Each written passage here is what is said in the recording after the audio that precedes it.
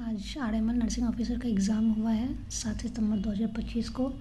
मैं just exam दे करके आई हूँ और मुझे जो भी क्वेश्चंस याद थे वो मैंने लिखा है। आप एक बार क्वेश्चंस का रिव्यू कर लो ताकि आप अपना प्रैक्टिस अच्छा कर पाओ। तो पहला क्वेश्चन है contraindication of anti motility drug. इसमें 4 ऑप्शन याद थे मुझे, मैंने ये क्वेश्चन स्किप किया हुआ है क्योंकि मुझे याद नहीं था मुझे क्या होना है। दूसरा क्वेश्चन है case of the severe protein energy mall nutrition. इसमें हम लोग इनिशियली क्या केयर देंगे, इमीडिएट प्रोटीन डाइट नहीं देंगे, ऑप्शन नंबर बी होगा इसमें, ठीक है। तीसरा क्वेश्चन आया था मास्लो हायरार्की में पहले क्या आता है। मास्लो हायरार्की का हम लोग जो 5 हमारा मॉडल है उसमें सबसे फर्स्ट में फिजियोलॉजिकल नीड आता है, तो उसका आंसर फिजियोलॉजिकल नीड होगा। चौथा था ब्लड शुगर एस्टिमेशन जो हम लोग करते हैं, जो हम लोग ग्रे कलर के वायल में लेते हैं, उसमें क्या होता है, तो सोडियम फ्लोराइड होता है। पाँचवा क्वेश्चन की साइन ऑफ यूट्राइन रप्चर, इसमें क्या होगा। आप बताओ, मुझे तो ये 3 ऑप्शंस याद थे, आपको अगर कुछ ऑप्शंस चौथा अगर याद हो तो बताना। छठा ऑप्शन क्वेश्चन था best method to build the trust with the child जो कि हॉस्पिटलाइज हैं। तो पीडियाट्रिक में आजकल मैं देख रही हूँ, चाहे बीटीएससी का पेपर दिया या आरएमएल, ये चाइल्ड जो हॉस्पिटलाइज चार्ज पे बहुत क्वेश्चन आ रहा है, तो एक्सपेक्टेड है कहीं नॉर्थ में आ जाए।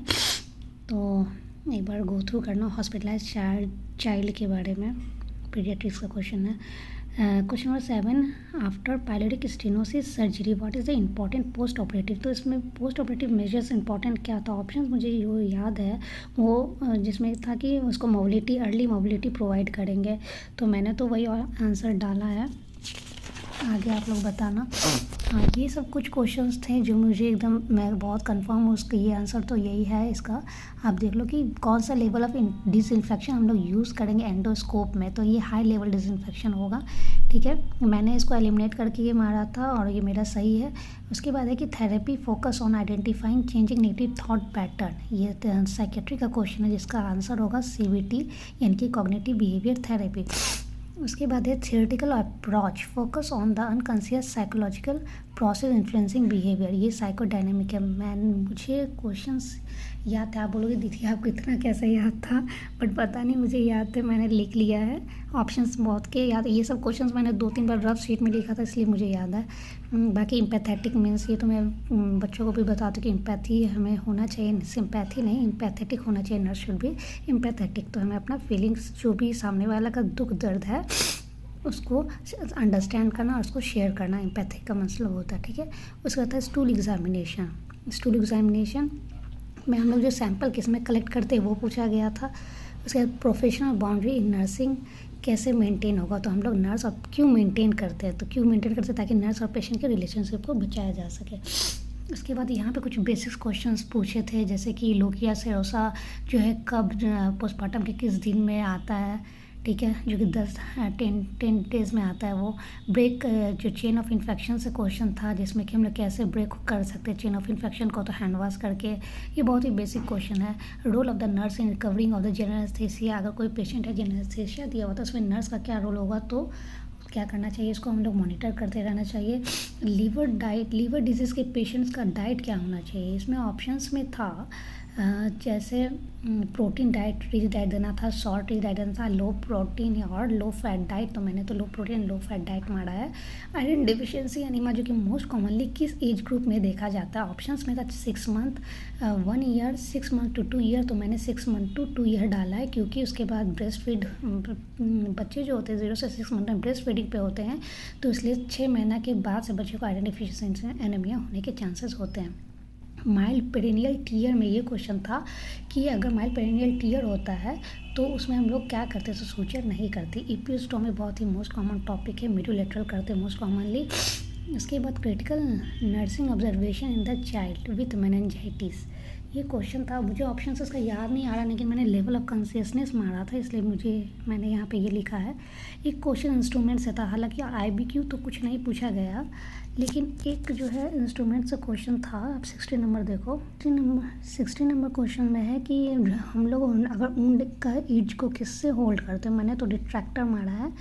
बाकी इस कुछ ऑप्शंस में थे, लेकिन रिट्रैक्टेड आंसर होगा टारगेट यूएसजी। मैम तो हमेशा बताती रहती है, मैंने जिस टीचर से पढ़ा वो हमेशा बताती है टारगेट यूएसजी होता है एनोमली के लिए डिटेक्शन किया जाता है। यानी कि अगर हमें एक ही कोई अगर कोई बहुत ही वीकली इकोनॉमिकली वीकर सेक्शंस तो बोलेंगे कि हमें एक ही बार यूएसजी करवाना है, तो कहाँ से करवाएंगे, मतलब कौन से ट्राइमेस्टर में कराना सबसे सेफ माना जाता है, तो वो सेकेंड ट्राइमेस्टर।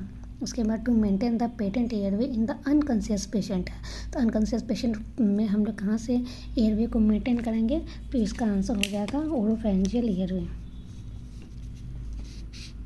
ये वाली। ठीक है। टैबलेट, कौन से टैबलेट को क्रश नहीं किया जाता है, तो एंट्री कोटेड टैबलेट को हम लोग क्रश नहीं करते हैं। उसके बाद है कि कॉन्ट्राइंडिकेशन ऑफ IUCD, वहाँ पे बहुत सारा था कि वेजाइनल ब्लीडिंग था, ठीक है, एक्टिव पहले है एक्टिव इन्फेक्शन था, पेल्विक इन्फेक्शन, और उसमें आंसर्स होगा ब्रेस्ट फीडिंग। ठीक है। अच्छा, role of nurse in surgical checklist आप जरूर पढ़ के जाना, क्योंकि नर्सिंग में भी हमेशा सवाल आता है। तो role of nurse in time out में था, तो क्या करना होता, टाइम आउट में हमें इंस्ट्रूमेंट काउंट करना होता है, उसका आंसर यही होगा।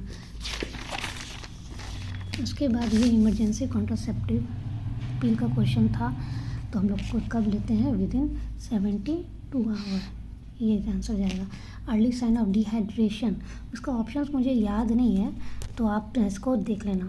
इसके बाद पर्पस ऑफ लिपिड मैनुवर, यहाँ पे लिपिड मैनुवर का पर्पस पूछा था, एक्सेप्ट करके क्वेश्चन था, तो उसमें था जैसे कि फीटल वेट को मॉनिटर करना है, फीटल हाइट को, या फिर लाइन प्रेजेंटेशन को, और एक था क्या वेट गेन को, तो मैंने तो वेट गेन मारा है कि वेट गेन तो नहीं करता लिपिड मैनुवर, तो वो आंसर मैंने दिया था। नर्सिंग प्रोसेस एनसीपी से 2-3 क्वेश्चन थे, जैसे कि nursing process involve identifying patient problem, formulate diagnosis, तो ये किस फेज़ में करते हैं, तो इसका आंसर हो जाएगा क्या, इसका हम लोग डायग्नोसिस फेज़ में ही करते हैं, इसका आंसर डायग्नोसिस होगा। मुझे ऑप्शन तभी याद नहीं था, मैंने जल्दी जल्दी में लिखा है।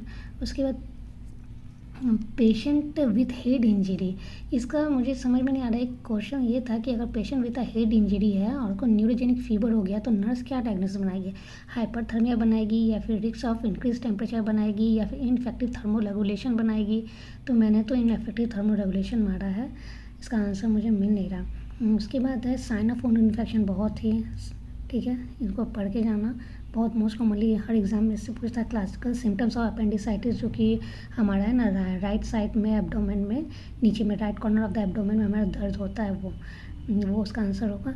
उसके बाद की प्रिंसिपल ऑफ बेरियन नर्सिंग, तो हम लोग बेरियन नर्सिंग का की प्रिंसिपल क्या है कि कांटेक्ट नहीं करने देते, प्रिवेंट करते इन्फेक्टेड और नॉन इन्फेक्टेड को, तो ये इसका आंसर होगा। प्राइमरी पर्पस ऑफ एनसीपी में आंसर था ऑल ऑफ दी अबव जाएगा। ठीक है। और लास्ट जो है vitamin soluble fat soluble vitamin कौन है, तो उसका आंसर हो जाएगा विटामिन डी। ठीक है। Thank you. अगर अच्छा लगा तो वीडियो लाइक शेयर करें। Thank you.